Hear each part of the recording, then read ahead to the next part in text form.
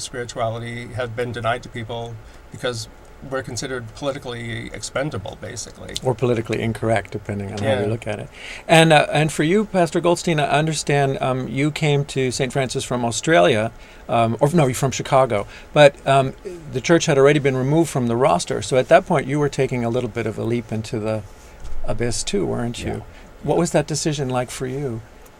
Well, actually, it really wasn't hard, to be quite honest. I just felt that God was calling me to this congregation. I felt it was a really good fit, and I felt that I could contribute to their enormous work that they've done, stand on the shoulders of some great leaders before me and congregations.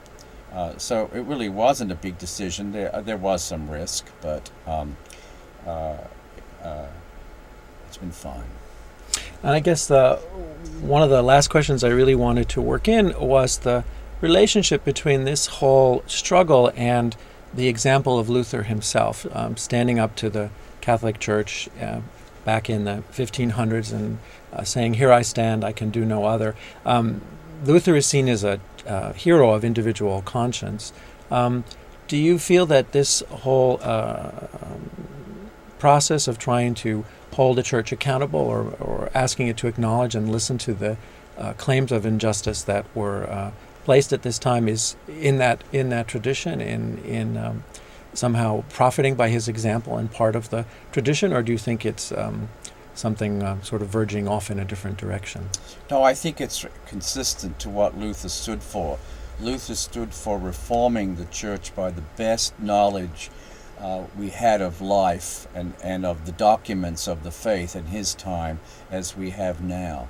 And this is all we're doing, is we're really inculcating the great insights of modern science, particularly in this topic on sexuality, into the life of the church, and interpreting Scripture from those insights, not the other way around.